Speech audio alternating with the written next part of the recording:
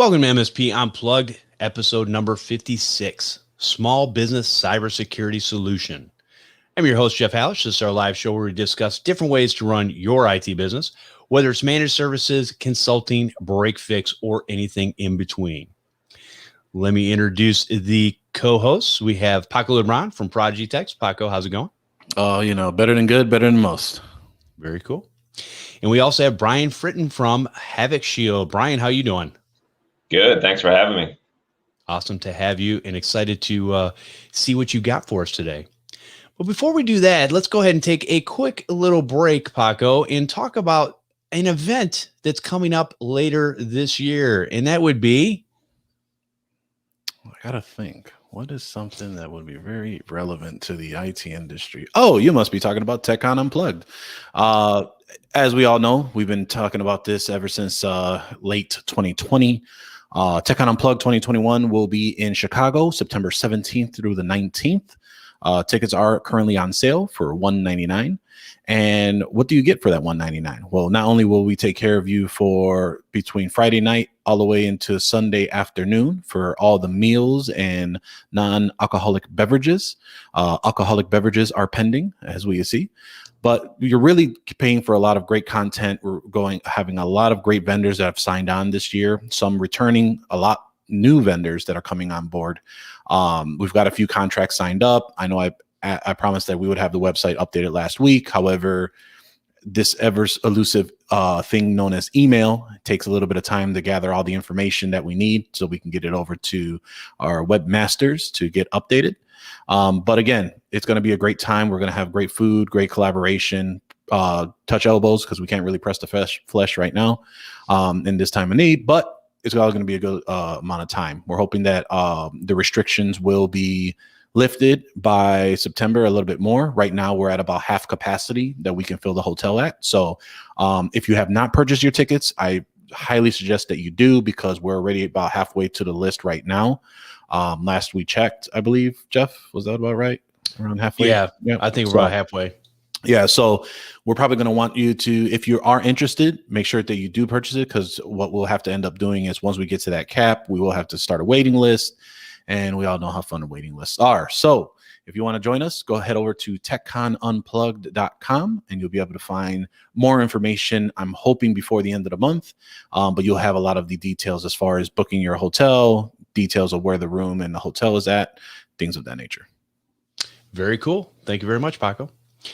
All right, so Brian, let's get a little bit of background on you and where you basically came from and how you got started and been doing what you're doing today. Sure. Yeah. So Brian Fritton, CEO of Havoc Shield. I came into the information security field by way of being the guy that didn't know it, but got stuck with it in small firms in the past, right? Having to figure out how to support those companies. More personally, was always very attracted to this industry. My favorite toys as a kid were padlocks. My uncle gave me a paper bag full of padlocks, which I very quickly learned how to pick, which was fun and still useful today. My parents weren't allowed to walk through different rooms unless they typed the code on the cardboard code pad that I had cut out and put on every door. And then, when I grew up, still kind of continued with it, learning how to program by writing login authorization types of things. So really kind of continuing that passion today with Havoc Shield. Roles in the past have been, as a software engineer, VP of engineering, small company CTO. What we're doing with Havoc Shield is you can think of it a little bit like what TurboTax did for tax prep, in that we take the ocean of technical compliance, vendor, and coordination complexity that is the cybersecurity topic, and we make it into a step-by-step action plan that your existing team or MSP's existing team can execute on. It really came out of a personal pain type of situation where I got hired on as VP of engineering at a firm who sold to enterprise clients, think like Fortune 500 types of folks, and also was pretty deep in the political space. They hosted strategy data hubs for like 9 out of every 10 political campaigns that were going into the 2018 midterm elections. So like crazy private stuff. And it was like a 120 person company at the time. And I inherited IT and got put in charge of cybersecurity in front of the midterms. So we had to get really serious about the threat of attacks. But beyond that, more day to day, we're having trouble winning customers. And I'm sure like, a lot of folks watching the show are familiar with helping clients with this is, hey, we got this, 100, 200 question security questionnaire. I don't even know how to read it, right? It's like Latin. And what do we do about this? And we were getting the same things. So we were losing deals and we didn't have a good program in place. So when we went out and searched for, hey, what do we do about this? We found like a 3.5 million person cybersecurity job gap. There's not a good way to find those people when we probably couldn't have afforded them if we did. And we found a lot of stuff for bigger companies, right? NIST and CIS types of things that are great, but really, are most useful by experienced technology and security folks, and not really useful for folks that don't know that world. Or you got the like top 10 listicle cookie cutter blog posts that say, choose a strong password and you'll be fine. And that obviously didn't do it. So we heard this problem from a bunch of CTOs, VPs of engineering, people who are running MSPs, and their clients are getting more demanding with this type of stuff. And so we decided to give it a go. That is awesome. Yeah, it's good to hear, because I think nobody really wants to deal with cybersecurity, but it's one of those things that is becoming more prevalent nowadays.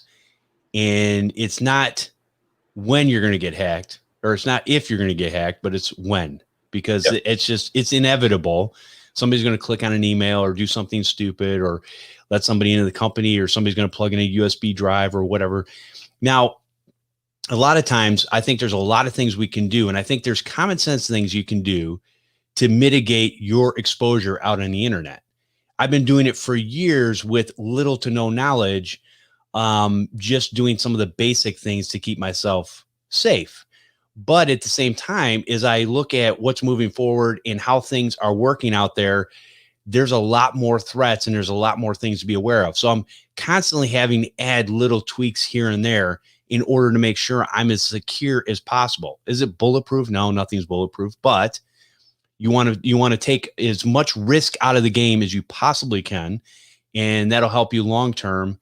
And it's just one of those things that you're going to have to pay for nowadays. I mean, it's just a bottom line.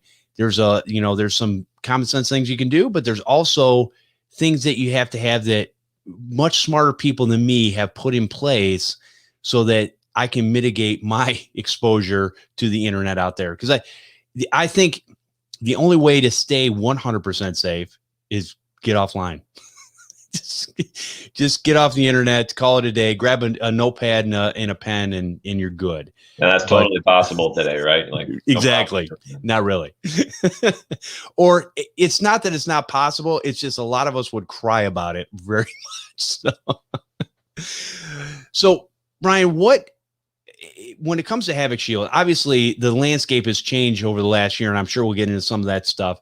But what's a broad stroke overview of what Havoc Shield actually does? Yeah. So, talk about it from the point of someone coming in here to help their client, or like a person stuck in the hot seat trying to figure this out. You can come to the platform, and we do everything through projects. So instead of kind of like, as you were saying, you've got to pick kind of point solutions from here and there, and it kind of gets fragmented and a little bit pricey fast, and you don't remember kind of what's working together with what. So, what we decided to do was treat everything like a project. And so if you come and you've got a client that's really, really worried about ransomware and being able to recover from that, our project will cover things like creating a disaster recovery plan to begin with, rolling out backups across your endpoints, and being able to use these types of point solutions in a way where you're doing it all from one place, right? So we chose a bunch of blue chip vendors who we've got, good economic relationships with, so we can actually save you a little bit of money as you need to roll these things out. And you do it all through one platform, and then we handle all of the team communication and orchestration in the same place too. So, hey, you rolled out that plan, but how do you get people to know it, and how do you actually train on that, and how do you make sure that people understand their responsibilities and acknowledge that policy and those types of things? So the platform handles that sort of orchestration back and forth between people as well. And if there's anything that you need to configure, around backing up drives in Google Suite or Office 365 or something like that, then we've got in-platform guidance that can actually show you how to do that, right? Like deep link you in that 8 clicks deep into the Google admin to show you where to set some of that stuff up. And we try to simplify a lot of that down to the point where, it's plain English, and, your operations person or your front desk person could do it. That is really cool, because I think that's why a lot of people are intimidated with cybersecurity, as far as a lot of it's not ease of use, or a lot of it's a little more complicated, or there's a steep learning curve, and people don't have time for that. And the reality is you got to kind of take time for that regardless. But at the end of the day, these things are going to win on how convenient it is for me, or how not convenient it is. And the things that are more convenient, I'm going to tend more to do. But the things that are less convenient, I'm going to be like, someday down the road. Yeah. And that's not a great place to be. So, yeah, we've all got our other day jobs, right? We've got businesses to run, and we've got roles outside of cybersecurity. And as you said, no one really wants to do cybersecurity. They want to win a new customer. They want to not go out of business because they had a bad breach. They want to not get fined because they're, not in compliance with some sort of regulation.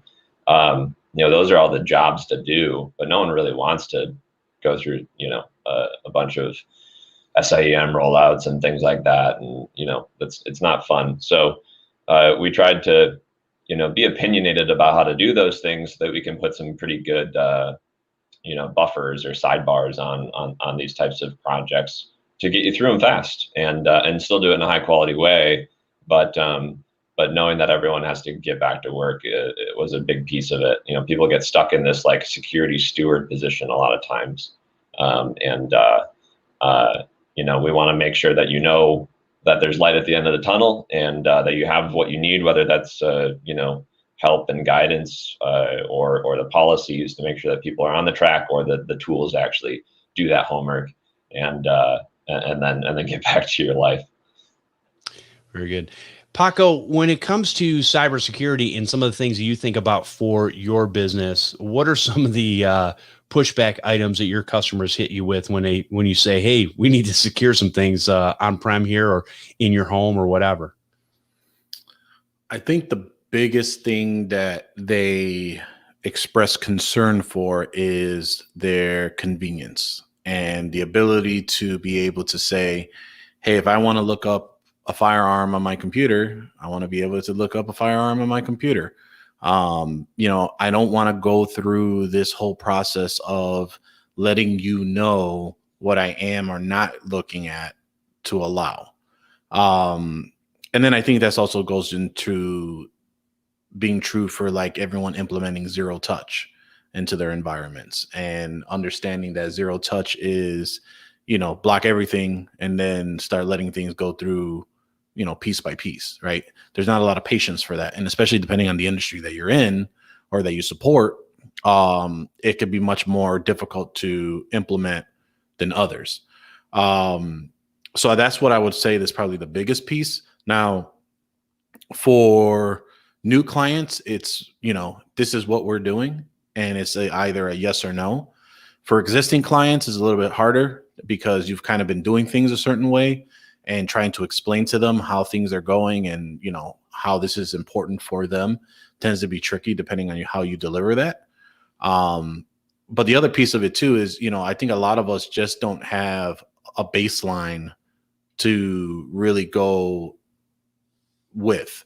And I think that a lot of MSPs and IT business owners tend to just, implement what solutions they're told should solve this issue, should take care of and make things easier for whatever the case may be. But in reality, you have to have a baseline. So for like us, we do the NIST cybersecurity framework. That's where we base all our solutions against.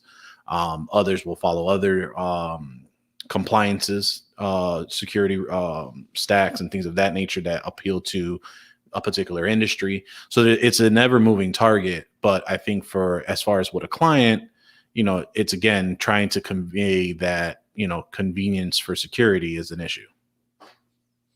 Gotcha. Yeah.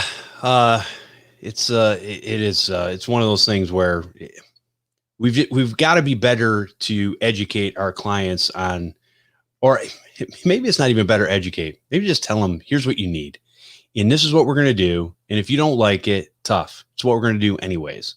And I think if some people start getting bold like that, I mean, at the end of the day, we all want the same things for our customers. We want them to be protected as best as they can so that they don't go through some of these hardships with ransomware and different things like that. So we're trying to mitigate those things. And if we want the best for our customers, they should be listening to us, but sometimes it's hard to get that conversation across to them. Now, Brian, it sounds like your platform has a lot of educational aspects to it, as far as not only setting it up, but probably here's some of the best practices, here's some of the things you should be doing, and here's how to set those things up. So it makes it kind of a fluid process to get from point A to point Z in a shorter period of time than it would be to research and try all these different things to try to figure out what you got to do. Yeah, that's right. And I'm glad we're bringing up the sort of mismatch between what we know we need to have happen for our clients and some of the things that, they're asking for and confused about and want to make sure that, they can look up their firearms and whatnot, like the challenge in that. And one of the things that we found out pretty early with the MSPs that we serve and even directly with clients is these things become a lot easier if you describe them as stories, right? So that's why everything around our way of doing things is around projects. So, hey, instead of we're gonna roll out a password manager and we're gonna roll out this backup solution, and we need all your staff to acknowledge this policy that we came up with. The story, the project is, hey, we're gonna get you prepared for the inevitability of ransomware, right? And here's what we're gonna do as part of that. And you treat it kind of like a story, and you draw that line from step one to finished. But yeah, inside that project, one of the hard parts of what we do is taking in that sort of expert security industry knowledge, making sure that it's compliance aligned, and then figure out how to be enabling of the people using our tool without trying to give them a master's degree in cybersecurity.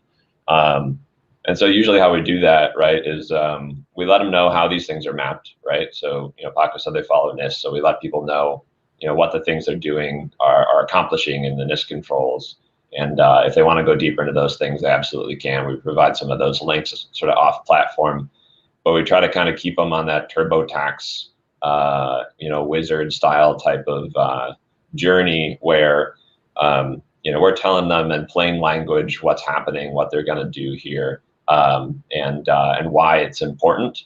And then when it comes to best practices, we bake it into what we're telling you how to do, right? So if we're showing you how to enable multi-factor authentication for your team and enforce that inside Google Suite, we're overlaying our guidance literally on top of that configuration area using a browser extension, and we're showing you exactly what buttons to click.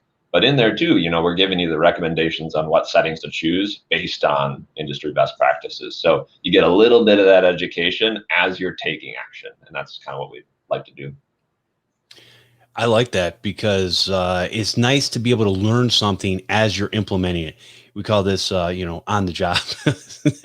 And so working when you're doing this on the job and you're learning as you go, it makes you much more well-rounded. And again, I think the biggest thing is the time suck of being able to try to figure all this stuff out yourself versus, let's face it, and especially with a lot of smaller micro businesses, which a lot of people are in this industry, The micro business, it may not have the staff to be able to do what it needs to do. So if you've only got one or a handful of people, you've got to be able to make it simple. And I like what you said earlier, Brian, when you talked about, the secretary at the front desk, the receptionist could set this stuff up and move along. Not that that'd probably be the person that needs to learn the most, but at least they could, or have an idea of, what they need to do to make adjustments. So that's what I was going to kind of add on too, that, I think and Brian, you can correct me if I'm wrong, with the platform, you could even have someone who has been very interested in the IT space, looking to get into becoming a IT business owner, or transitioning from, let's say, a computer repair shop, or trying to include managed services with your platform. They'd be able to at least get great guidance when attacking some of these items that, they know, like, they know they want to resell Microsoft 365, but they're scared as heck to configure it properly. Or, they want to make sure that, hey, is my antivirus really the only thing that I should be doing? Or even more so, maybe even going back to Microsoft, is how do I harden this Microsoft 365 environment or Google environment so that I don't have something that I don't know about kind of get me in the end. So I think that would be a big leg up for those that are trying to improve their skill set, even at that point, implementing something like this as well. Yeah, you're absolutely right. And that was a big part of why I was super excited to do this. Is I'm always a big believer in upskilling your team, right? And in something like security, where it's just getting more of a pertinent topic, like good financial, knowledge in your business. You've kind of got to know this, but the skills gap is pretty serious out there, and no one really has time to go and just dedicate weeks and weeks and months and a bunch of money to go out and get a bunch of other certifications while you're running your business. And so what we thought was like, okay, we can take on a lot of that and try to bake it into a product that actually helps you run like an offering for your business, right? And so if you're going out to a client, they're saying, we're really scared of these types of attacks. We had a scare the other week. One of our employees got caught in this data breach, and we didn't know what to do about it. Now you've got a package that you can say, yes, I can do that. You can earn some cash off of it, but you can pull in that person who's transitioning from a computer repair shop and say, like other parts of your business, which are running smoothly with a run book of how you do things and what the inputs and outputs are to that, and what the timeline is. Now you've got a project that you can say yes to. You can look like a professional. You can roll out, best in class vendors. You can get all the policy templates, whatever you need, and you're executing it, right? So your staff at your company is learning this as they're going on, and it's cool with us if you graduate and you say, okay, like I know this now. Maybe you'll keep using Havoc Shield for that sort of foundational, like 101, 201 level stuff, because it just handles all that for you. We want you to go on and be able to tackle the more sophisticated things when your client asks for it with that knowledge. So yeah, we're pretty proud of the way that we do it, because whether it's a user inside a business directly, or it's some partner, then we're upgrading that team. And for us, we're super happy being the foundational level of all of that, so that humans can unlock their potential in doing the more sophisticated, customized, unique to that client or that business things that they need to do. I like that approach. Now, Brian, let's talk a little bit about, over the last year or so, we had this new work from home effort. And so a lot of people, I believe, over the last year have been scrambling, trying to figure out how in the world can I lock down each individual person's home where they're working out of, versus the company that I used to go to where they would have 10 to 50 employees. Now those 10 to 50 employees, most of them are, if not all, are still working from home, because I think a lot of companies have figured out that, hey, I don't really need anybody on site. I just need people. They can do their job right at their home. They're more productive. They get more hours in the day because they don't have to commute and all these kind of good things. So I believe that it's not going to be 100%, but I believe we're moving forward in that direction. And that's exactly what's going to happen. So looking at something like this, it seems like it's very much tailored to each individual use case scenario that you might have in different environments. Yeah. And to be perfectly transparent, we're more focused on the folks who are using, Google Suite and Drive and Office 365 and less of the on-premise stuff. So we have certain sort of, I guess, cheats that we can use because of that. And would love some advice from you folks actually on how to better serve those on-premise people as well if you got it. But what we're seeing with the transition to remote work, and that is kind of here to stay, is that endpoint management has become a pretty interesting topic because you have a lot of like BYOD in the environment, and so how do you convince someone to let you install an agent on their PC? You probably don't, and so it kind of becomes like what protections can I put in place in the sphere around that computer? And what we've decided to do, I think, is still a work in progress. But what we're doing is we're trying to show that we've got benefits for the individual employee while still aiming to protect the business. And so how we do that, for example, is we provide centrally managed AV and anti-malware. And in the package, you can install it on your personal PCs at home, right? But it's all centrally managed, like business grade stuff that we can create the policies around, and those are automatically installed on any company-owned PCs. But if they're working from their laptop in their second bedroom sort of thing, trying to get them comfortable with also creating some basic protections there has so far been pretty successful. We even go as deep as doing router level configurations like at the home. So we do that same sort of browser extension overlay where, hey, we're going to log you into your Linksys WRT 54G, that thing that's been sitting in the corner for a couple decades, and make sure that you're using WPA2, right? And you've got some of the settings there that could spell a bad day turned off. So trying to be helpful to that person at home while also making sure that adds up to a more secure, hardened environment was one area. And then on the other side, it's making sure that you have these basic protections because something probably will get out. So making sure that multi-factor authentication is enabled and enforced across the organization, that you've got some semblance of data loss prevention configured. So that you're trying to stop the most sensitive types of things, but it's definitely still a work in progress. I mean, we're still getting used to this and figuring out how to best serve our customers as well. And the endpoint right now is a real challenge. It's funny you say that about routers because I think that's probably the number one point. That's the first entry point that's coming into the home. And I am always surprised, even today, that even consumer routers are set up as dumb default devices. Universal plug and play is on, all these other things. Hey, you can use whatever kind of encryption you want. Don't worry about it. WPA, no password. That's fine. It's kind of really stupid from a manufacturer standpoint. I get it from the point of ease of use, but I don't think these companies are doing anybody a service by not letting them know, hey, here's some of the things that you need to do. So I like that you guys take that approach to even make some configurations in their routers and make sure that those are set up, because that's probably the first entry point into the home that anybody would have.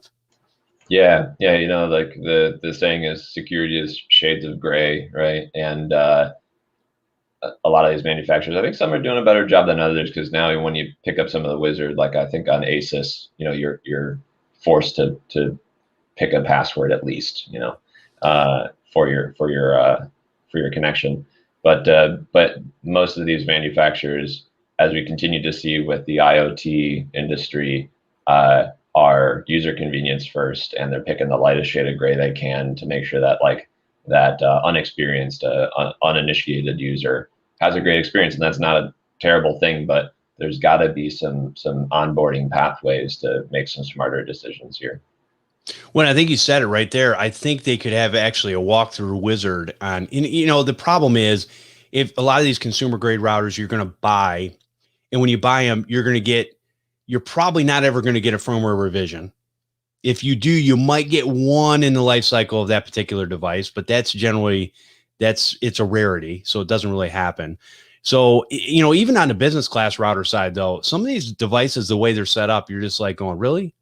You have universal plug and play on? In what universe in the last 2 decades does that make any sense whatsoever? That is a bad thing to even have on. I understand sometimes you might have to turn it on in order to make something work. I get that. But for most things, you can work around it. So I just don't understand it. Yeah. It seems like those pieces of functionality are so old in the way that they've decided to implement them in the firmware. It's either on or off, and that's all you get. But yeah, there could be a lot better systems around. A 5-minute automatically expiring UPnP enablement and things like that. You're totally right. And I think, a lot of people love or hate Microsoft. I think when you buy a brand new computer and you go through that process, that the wizard that they bring you through, and it probably takes you anywhere from, 10 to 20 minutes to get through that. And I'll take customers through that as a first time just to get them set up, make sure they got a Microsoft account if they don't, because a lot of times they're using things like Office and you're going to need it anyways. And so we go in and we set this stuff up. And it's like, at least everything, hey, we know, okay, this is running, this is running, this is running. Oh, by the way, we're going to take McAfee off of there because, we don't want that it's going to expire in 30 days. And then you're going to be left with no security whatsoever, which that's another thing I don't understand about manufacturers. It's like, what were you thinking? They're not going to buy your product or service. You're putting it on there. You're giving them a 30-day free trial. And once it turns off, you don't say, hey, you can uninstall this. No, it just sits there dormant while Windows Defender is doing absolutely nothing at that point. And in my opinion, Windows Defender is probably just about as good, if not better than McAfee. Yes, I said it here. So you can take that to the bank. Anyways, Paco, McAfee likes to sponsor us at one point or another. We're open to that. No, I'm kidding. But I think that I'll take anybody's money. Let's just be honest. Everyone has a price. But no, I think really specifically as far as McAfee, it's the ever elusive upsell, right? I think everyone trying to get a little money, change in their bank, but unfortunately there probably could be better processes to get that thing off or make a consumer know. I don't know. How about having a better product and selling on the points of being a better product? I don't know. It's just business 101, but I don't know. People have lost the knowledge to be able to do that. Yeah. One of the things I'd really like to see manufacturers do a little bit more of is seamless DNS filtering, right? So the endpoint management or the endpoint security is great, right? Signature-based detection and fileless detection, all this new stuff is awesome. But most of the threats out there right now for a lot of businesses are through your browser. Mm-hmm. And it seems like we're just not focusing on that as much as we need to be. And it can be a whole lot more seamless of an offering. You can figure this at the router level and you're pretty well done. And that has escape hatches, right? Like Paco is talking about, I want to be able to search for my firearms and things like that too. And you can do some good policy management around, when you get something that's on a blacklist or scores highly on the spam threshold or whatever, you can give them escape hatches depending on those types of things. And the some of the solutions out there, I can't really remember some of the names right now, but they're not super expensive either, and a lot of them can be centrally managed. So it's one of those things that's an opportunity, I feel like, for the future. Yeah, we had a vendor, I want to say it was earlier or late last year. DNS Filter was one of those that does that pretty well. I know there's a couple in the industry as well, but they come to mind because we had them on the show not too long ago. So that's something that people can look into because it not only just manages on-prem, but it also travels with the endpoint, right? And helping create some of that. So. And I was going to say, so living in this household and doing my own network over the last, I don't know, oh my gosh, it's been like 21 years. But doing that, I've been using DNS filtering since the early 2000s. And my kids we're all gamers here. So my kids have gamed and gone to gaming websites, which a lot of them are questionable. And a lot of people don't realize that even legitimate sites like Amazon and stuff like that can get, drive-by stuff that will be in the background. And as you're going through the browser and looking on that stuff, it'll go, oh yeah, here, let me download this little payload or whatever. It's not as common, but it does happen. And for I tell everybody, the last actual virus that I got was back in 2002. And it was because I was in an instant messenger chat with a friend of mine, and he sent me a picture of a car and say, hey, check out my new car. And I'm like going, oh, cool. And it basically, this was one of those viruses. I can't even remember the name of it, but it basically wiped my whole computer, which wasn't a super big deal back then because I used to reinstall my operating system like every 3 to 6 months anyways, because apparently I thought it was fun taking 13 hours to set my computer up every time, but it was clean. It was, super squeaky clean. Now it's like, I don't really reinstall my operating system until I build a new computer. I mean, look how long it took you to get onto an SSD, but we won't go into that conversation. Gosh, I'm telling you, night and day difference. It takes me a while. Listen, I'm a little old in some things. I'm a little old school. But when it comes to, things, and that's the common practices, right, Brian, is with DNS filtering stuff that you're talking about, having an education level. And a lot of times we don't have somebody at our businesses that can concentrate on the cybersecurity side, because I think a lot of people would love to paint themselves as, hey, I'm a good technician. I'm a good cybersecurity expert. I'm good. And here's the thing. Jack of all trades, master of none is 100% true, and it will be true way past the time that I pass. So it's been around since the beginning of time. That's just the way it is. You're not going to be able to be good at everything. So you either have to use other companies with their expertise, that's what they're concentrated on, which is what you guys do, obviously. You're concentrated on that cybersecurity side. Okay, I don't have to think about this. I'm going to incorporate this into my business and use a vendor so that it takes it off my plate.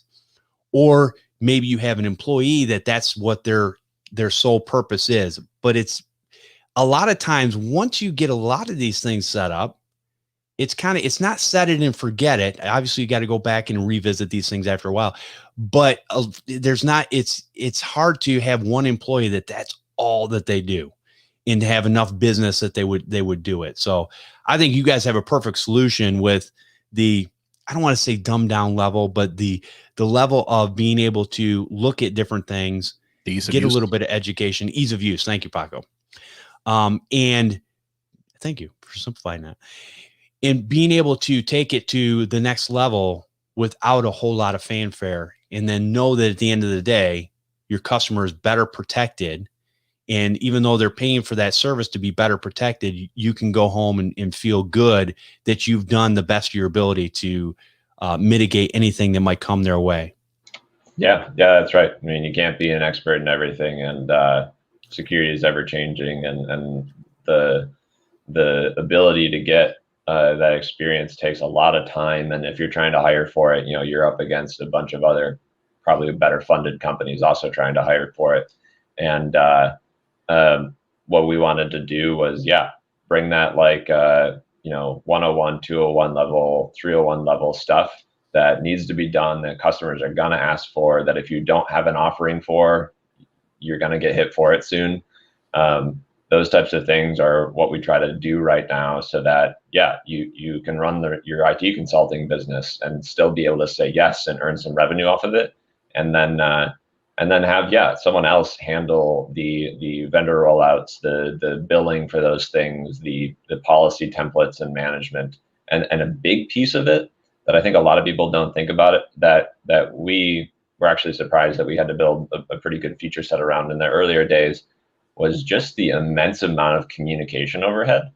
So, when you do this, you got to talk to your staff. You got to tell your client, here's what we're doing, here's what we're rolling out, and here's what's going to change. And when you log into your account the next time, it's going to ask you to set up this thing called 2FA and what that is. And we had to build some really good features and a dashboard with resources and all that, where people could get access to the policies and get access to the tools and know what was coming and get the updates and handle approvals and all that sort of thing, and have it available for auditors and customers if they ask. And so we built a big stack around that. And if you don't have that, you're doing all that yourself, right? Like, you're putting these reports together yourself. You're pulling a bunch of vendors together yourself. You're writing the the onboarding and here's how and why emails and assets and updating those when Google changes the way that you enable that thing, and why not just have it handled for you is our piece. Yeah, it's Paco. I think from our standpoint, usually it's we're not handling it, and that's why we need other companies to help us, stand next to us and help us with, implementing these things. Yeah. Okay. All right, so let's go ahead and let's talk a little bit about. So let's take a quick break, and we're going to come back with any final thoughts or anything that we have on anything we haven't covered so far. So let's do this. If you'd like to support this show and you like the information that you're hearing, go to patreon.com/MSP Unplugged. What that'll get you is it gets you into the super secret Facebook group. And yes, Paco, I'm calling it the super secret Facebook group because I can. It used to be that, and it's not so much anymore. Facebook changes their stuff all the time. Anyways, you can be a part of this wonderful, I think we have 158 people in this group. And here is a safe environment where you can come in and ask questions and not be made fun of. That is our claim to fame. We don't have any jerks or anybody going, well, why don't you know that? You shouldn't even be doing this business if you don't know that. You know how many times I've been told that? And I'm like going, you're lucky you're not right in front of me right now, because I would kill you just for talking to me like that. And here's the thing. What happens on the internet, a lot of people will say things and do things that they never in a million years would do as a human being. So we don't tolerate any of that stuff because we want people to be able to learn no matter where they're at, no matter how long they've been doing this. And the thing is, at the end of the day, we're always learning. I am always learning new things. And there are things that I don't know. There are way more things that I don't know than I do know. And that's a good place to be because you can always learn. And that's why we want to keep a open learning environment where you can be a part of and, get your questions answered. Great conversation all the time. People being very helpful, people asking questions. And a lot of times I don't even have to answer the questions because people are already answering them. And here's what I do. And here's what I do. And we get a lot of information, which is great. So anyways, go over to patreon.com/MSP Unplugged and sign up today. And I want to thank those that continuously support us. We appreciate it and helps keep the lights on and all that kind of good stuff and keep us moving forward with everything we keep doing, except for Paco's lights today. They keep flickering for some reason. I don't know. Power outage in Chicago or something like that. No, I got a stupid plant I put in front of my sensor, so it keeps not seeing where I am. Oh, that's funny. All right. Anyways, appreciate everyone that supports us and definitely keep on doing that. All right. So, Brian, are there any things that we haven't touched on when it comes to Havoc Shield that you'd like to touch on right now? I think one of the big things that will probably come the way of a number of IT consulting businesses here soon is that industry and state regulations are kind of coming out in force in cybersecurity, right? Like we've seen some privacy focused ones come out, and that's going to continue to happen. But if you read into even a number of the privacy focused ones, they have non-trivial cybersecurity requirements, and these regulators do have teeth, right? And you might not know someone to your left and to your right that has gotten bit yet, but it is happening. And I think that the way that you're going, whether we like it or not, is that states are going to introduce their own cybersecurity compliance rules, and your affinity groups, like the licensing folks for CPAs and different industry groups and professionals, whether that be tax preparers or healthcare professionals or educational institutions. They are all thinking about this really deeply, and some of them are even requiring their members to get more serious about cybersecurity. There's some like niche regulation coming out for charter schools, which just like, oh, charter school cybersecurity, okay. Didn't know that I was going to have to know that, but we had a client ask about that the other day. And so I think one thing that'll come through in the IT consulting business is you're going to have to know those and address them, because your customers are going to start to get notices, and their boards are going to start to get a little bit more weary of them. And at the end of the day, most of them have a lot of crossover, right? Like it's relatively basic stuff.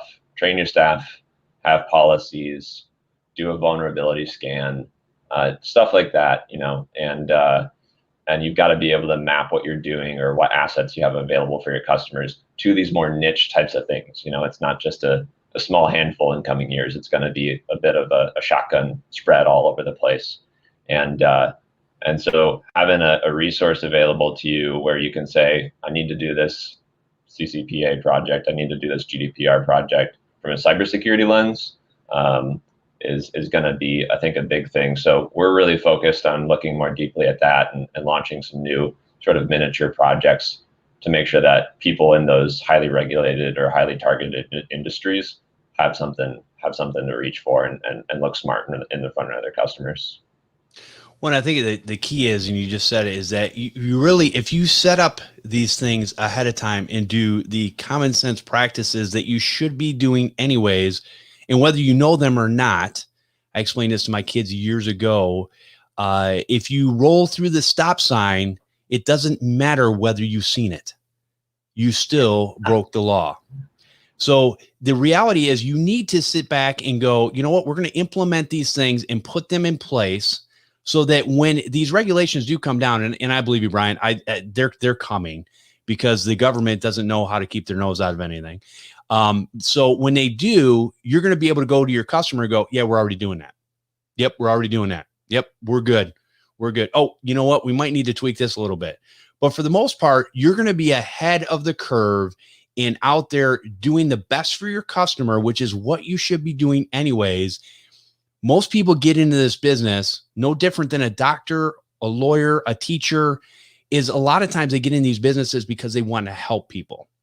And I believe all of us do that, but we get to a certain point where we become a little jaded a little bit. And we're kind of like, I don't like dealing with people anymore. This is kind of a pain, but I think there's a way that you can do it. And I think there's a way that you can have the right customers. And if you're promoting these things ahead of time, and you just got to promote them in a way that makes sense to the customer. And I think the user-friendly approach that you guys are using, I think goes a long way. Hey, here's what we're doing. Here's why we got to do it. Because I'm sure that a lot of the things that you have in your program, Brian, you're going to hear some of the terminology out in the news on a regular basis. Everybody's heard of ransomware.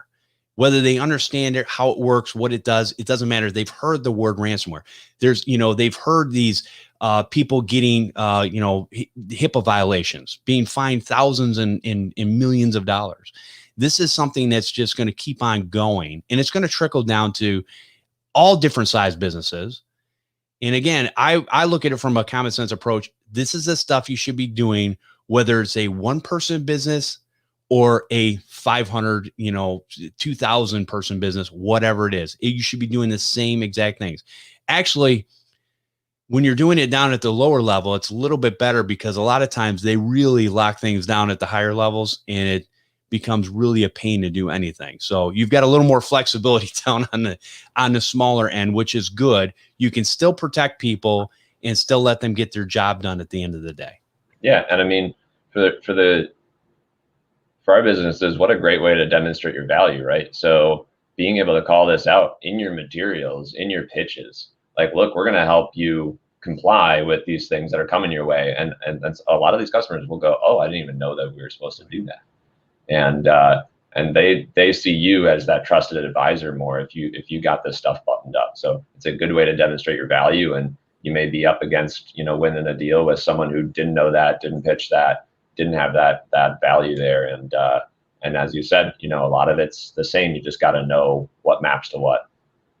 And like Brian said, he had a perfect approach in how he talked to the customer, because the one thing you don't want to do to your customer is you don't want to walk in as the expert and go, you're dumb, I'm not, this is the way we're doing things. Because that just does not go across very good. Next thing you know, you might be looking for new customers.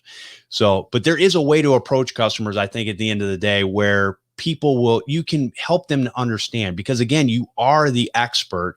You are the person that they're going to, because again, I might know a little bit about plumbing, let's say, but the last thing I want to do is plumbing. Or I might know a little bit about car repair. Actually, I know a lot about car repair. I don't do it anymore. Why? Because I don't want to. And guess what? Somebody's going to have more tools than I have available to me, and they're going to be able to get the problem fixed quicker than I would be able to do. So I just let an expert that does it all the time get it done. So it's kind of the same in this industry. We can be the experts, and you gotta show them, hey, I'm helping you out. I'm here for you. And as long as they feel that there's that relationship and you're there to help them, most of the time, your good customers are going to buy whatever you tell them to buy. They might balk a little bit. Everybody's going to balk a little bit when it comes to money. That's just the way it is. Understand that it is what it is. But at the end of the day, when they know that you're there for them, they'll back off a little bit and go, okay, we're going to do this. We're going to implement it. I just thought too, a great way to cover off on that too, without feeling too like, just buy this because I said so type of thing, is help walk them through the response using it, right? So like security is at some point, they're probably going to get in somehow, right? You're going to get some employee that too freely gives out their password in a phishing attack or something like that. And, you can show a lot of value and comfort by just walking them through half an hour. Hey, if this happens, here's what we're going to do about it. Here's what you need to do about it. Here's what we're going to do about it. And here's that big red button to press. And we're going to make all that easier and quicker to respond to by having this thing in place. And it's going to cost a little extra, but that's been, I think, something that I've seen some of our customers in this space do really well. And we support that by giving you kind of run books to help you train your staff in response. I like that. I like that term, run books. Did you guys come up with that? Or is that like an industry standard? That's something I see. I learn something new every single day. Run book. I like that. Yeah, I can't take credit for that one. Not surprising, Jeff. Not surprising. What is that supposed to mean? Well, Paco, I was going to give you some last thoughts, but never mind. We're passing on. We're moving on. No, anything that you have to add to the cybersecurity topic, things that you can think about that maybe we haven't talked about yet, or things that maybe you're implementing for your customers that kind of make sense, or helping people to understand some of the things they need to be doing. Yeah, I mean, I think, Brian said a good portion of, how, Havoc Shield can make that easier for a lot of people. But just to carry it home really is just leverage your vendors. I mean, I think, there's a purpose on why they're selling their tool. There's a purpose on why they're selling, why their tool can help you, essentially. So leveraging them very much in whatever direction you're thinking to go for, whether that's your cloud distributor, whether that is your AV, contacting your AV to understand what's the difference between the next gen AV versus their AV if you're not on that bandwagon, stuff like that, because cybersecurity is always changing. And I think that it is one of those where it's hard to try and keep up. We need to keep up. So leveraging your vendors are going to be a very big piece of helping you succeed in this realm of cybersecurity. I agree. All right, Brian, if people wanted to get started with Havoc Shield, where would they go and how would they get in contact with you if they wanted to ask you a question or something? Yeah, sure. So the site's at havocshield.com. We try to be friendly to the self-serve folks. So, you can go there, you can start a trial of the whole program. We do have some special tools for MSPs and channel partners, that type of thing. So would love to, demo those if anyone's interested. Personally, I'm at Brian, BRIAN, at havocshield.com. I'm just getting started here too, right? So I'm a startup business, been around for maybe about a year and a half or so. And so really want to learn from our customers, learn what's working well, what's not. So very happy to do, calls and kind of jump on and talk about, where we need to get stronger and where things are working well and how we can be supportive, including jumping on and talking about some of these solutions with your clients if you need some support there. We try to be self-serve and make it easy for you to jump in and get these tools and get these resources, but don't let that stop you from pulling me in if you need some help. Awesome. Well, I appreciate you coming out today, Brian. It's been awesome. And I love to hear about all things cybersecurity and in making ourselves safer. Yeah, thanks a ton for having me. It's been great. All right, Mr. Paco, where can people find you at?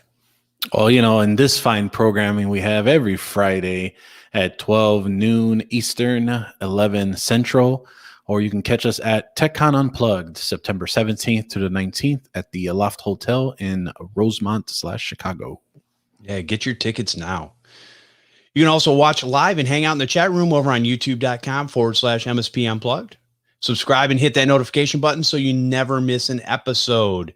You can also use your favorite podcasting app to take us with you wherever you go. Mowing the lawn, doing your dishes, driving to a client. Great place to listen to audio podcasts.